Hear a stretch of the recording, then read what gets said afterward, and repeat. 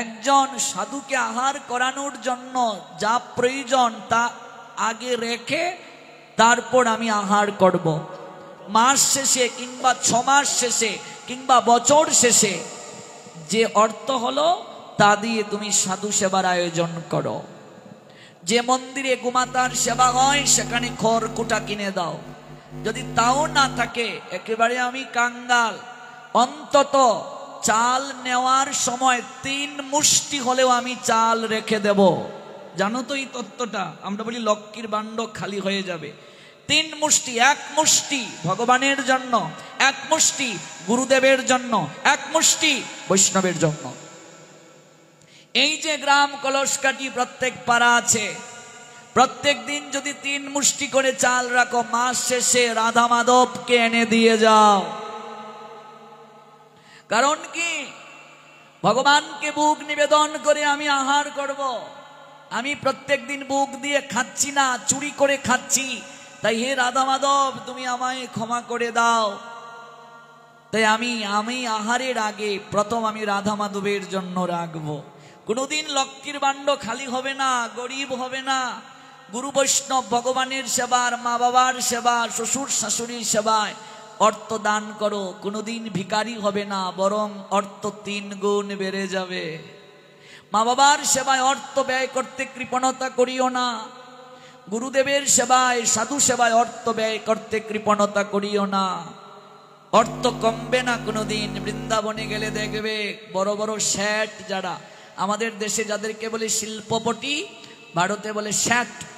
উত্তরপ্রদেশে দেখবে বড় বড় শেঠ যারা, ওরা সাধু সেবা করে, লক্ষ লক্ষ টাকা মন্দিরে দেয়। ওদের যদি অর্থ কমে যেত, ওরা দ্বিতীয়বার এসে সেবা করত? অর্থ কোনোদিন কমবে না। তোমার উপার্জনের 4 ভাগের 1 ভাগ ভগবানের জন্য তোমাকে ব্যয় করতে হবে। ধার্মিক মুসলমানদের একটা শব্দ আছে জাকাত। ওরা জাকাত দেয়, সম্পত্তির একটা অংশ হিসাব করে। আমাদের ভাগবত বলছে তোমার উপার্জনের 4 ভাগের 1 ভাগ তুমি ধর্ম প্রতিপালনে ব্যয় করবে। তোমার উপার্জন যদি 100 টাকা হয়, 25 টাকা ভগবানের জন্য তোমাকে ব্যয় করতে হবে। তোমার উপার্জন যদি 1 লক্ষ টাকা হয়, 25,000 টাকা তোমাকে ধর্ম প্রতিপালনের জন্য ব্যয় করতে হবে। নইলে এই অর্থই তোমার জীবনে দুঃখের কারণ হবে। এই অর্থই অনর্থের মূল হবে। ভগবান রোগ ব্যাধি যন্ত্রণা একটার পর একটা অঘটন দিয়ে তার ভাগের অংশটা তিনি ব্যয় করিয়ে নেবেন। এই জন্য অর্থ ব্যয় করতে কৃপণতা করিও না। আজকাল অধিকাংশ লোকেরা দেখবে, বিশেষ করে সনাতনী হিন্দুরা, ভগবানের জন্য অর্থ ব্যয় করতে খুব কৃপণ তারা। রাধা মাধবের জন্য গেলাম, যে একটু নিমন্ত্রণ দিয়ে যাচ্ছি, খুব কষ্ট হয় 500 টাকা বের হতে। ভাগবত পাঠ শ্রবণ করে অধিকাংশ জায়গায় আমরা তো এই টাকাগুলো গুনি আবার ভগবানের সেবার জন্য। সবচেয়ে দেখবে অধিকাংশ টাকাগুলো ব্ল্যাক টিপ মারা, সেরা। মন্দিরে প্রণাম দিয়ে দান বাক্সে সেরা টাকাটা দিয়ে যায়, ব্ল্যাক টিপ মারা টাকা দিয়ে যায়। মানিব্যাগ খুলে আগে দেখি খুচরো পয়সা আছে কিনা, ভগবানকে দেব দান বাক্সে। মনটা খুব খুব খুব খুব খুব ছোট। যার জন্য এত কিছু পেলাম তাকে দিতে কৃপণতা করি। লক্ষ্মীর বাহন দেখবে পেঁচা। জানো কেন পেঁচা? লক্ষ্মীকে অর্থ সম্পদের মালিক করে দিয়েছেন ভগবান, অর্থমন্ত্রীর দায়িত্ব। অধিক অর্থশালী ব্যক্তিদের মন হলো পেঁচার মতো। এই জগতে অধিকাংশ লোক যাদের মন আছে ধন নাই, ধন আছে মন নাই। ভুল বলেছি? মন পেঁচার মতো। রবীন্দ্রনাথ বললেন, এই জগতে হায় যার আছে ভুরি ভুরি, কাঙ্গালের ধন চুরি করে রাজার ভান্ডার ভরি। অধিক অর্থশালী শিল্পপতি প্রায় অধিকাংশরাই গরিবদের টাকা সম্পত্তি মেরে ওরা বড় লোক হয়েছে। অধিকাংশরাই। ওরা দেখবে অন্যের ভালো পছন্দ করে না। পেঁচা যেমন সূর্যের কিরণ দেখতে পায় না, পছন্দ করে না। সব বুঝে, সব জানে, সব করতে পারে, কিন্তু অর্থ দিতে ভগবানের জন্য খুব কম্পন হয় হৃদয়ে। এই জন্য ভগবানের জন্য অর্থ ব্যয় করতে যেন আমাদের কৃপণতা না হয়। মনে রাখবে, লক্ষ্মী চঞ্চল, মন চঞ্চল। লক্ষ্মী এক জায়গায় থাকেন না। আজকে যিনি রাজা, কাল তিনি ভিখারি। লক্ষ্মী এক জায়গায় থাকেন না। লক্ষ্মী বলছেন, যে সম্পদ আমার প্রভুর সেবায় লাগে না, লক্ষ্মীর প্রভুকে নারায়ণ অর্থাৎ ভগবান, যে অর্থ সম্পদ ভগবানের সেবায় লাগে না, আমি সেই গৃহে চিরদিন থাকি না।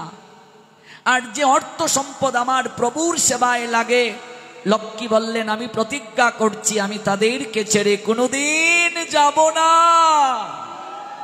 আমি তাদের গৃহে থেকে যাব। এজন্য শ্রীবাসকে কৃপা করেছিলেন মহাপ্রভু, লক্ষ্মী কোনোদিন তোমার গৃহ ছেড়ে যাবে না, লক্ষ্মী তোমার গৃহে থাকবে। যত রাজা জমিদারদের বাড়ি দেখবে, তাদের বাড়িতে দেখবে দুর্গা মণ্ডপ, কালী মণ্ডপ ছিল, একটা না একটা থাকবেই। তারা কি করেছে? মদ খেয়েছে, নর্তকী নাচিয়েছে, প্রজাদের কষ্ট যন্ত্রণা দিয়ে খাজনা আদায় করে নিজেদের ভান্ডার ভরেছে। আজকে সেই সকল রাজা জমিদারদের বাড়ির কোনো অস্তিত্ব আছে? চামচিকার বসবাস, সাপের গর্ত, ইঁদুরের গর্ত। ওরা মদ খেয়েছে, মাতলামি করেছে, নর্তকী নাচিয়েছে, আর নর্তকী নেচেছে, অর্থকে উড়িয়ে উড়িয়ে দিয়েছে। মনে রাখবে, বহু বাউল গানেও দেখা যায় অর্থ উড়িয়ে দেয়, বহু নর্তকীদেরকে অর্থ উড়িয়ে দেয়। যে অর্থ চরণে পড়ে, যে অর্থের অসৎ ব্যবহার করা হয়, লক্ষ্মী বিরাগ বাজন হন, এক সময় তাদেরকে ছেড়ে লক্ষ্মী চলে যান। এই জন্য কখনো গুরু বৈষ্ণবকে প্রণাম দিয়ে চরণে টাকা দিতে নেই, জেনে যাও লক্ষ্মী হারা হবে। টাকার মালা আমরা অনেক কীর্তনিয়ার গলায় দেই, উচিত নয়। সেফটি পিন দিয়ে টাকা পাঞ্জাবিতে গেঁথে দেই, উচিত নয়। দক্ষিণা দাও সম্মানের সঙ্গে। টাকা চরণে লাগলে প্রণাম দিতে হয়। মনে রাখবে, মা দুর্গা আর কালী দেবীর দুই রূপ, উগ্র রূপ। এই উগ্র রূপের পূজা বুঝে করবে। যদি করতে পারো ঠিকভাবে 10 হাতে পাবে, আর যদি অনিয়ম করো 10 হাতে কেড়ে নেবে। এই জন্য মদ মাংস খেয়ে, বলি দিয়ে, রক্তের হুলি খেয়ে যারা পূজা করেছিল, আজকে তাদের কোনো অস্তিত্ব নাই। আজকে তারা ভিখারি, লক্ষ্মী তাদের গৃহে নাই। লক্ষ্মী কোনোদিন থাকতে পারে না তাদের গৃহে। যারা অসৎ কার্য করে, অসৎ ভাবে অর্থ ইনকাম করে, অসৎ স্বার্থ চরিতার্থ করে, লক্ষ্মী কোনোদিন তাদের গৃহে থাকেন না। যে অর্থ ভগবানের সেবায় লাগে, প্রভুর সেবায় লাগে, লক্ষ্মী বললেন, আমি তাদের গৃহে চিরকালের জন্য বন্দী থাকি। এই জন্য আমরা যেন ভগবানের সেবায় অর্থ ব্যয় করতে কৃপণতা না করি।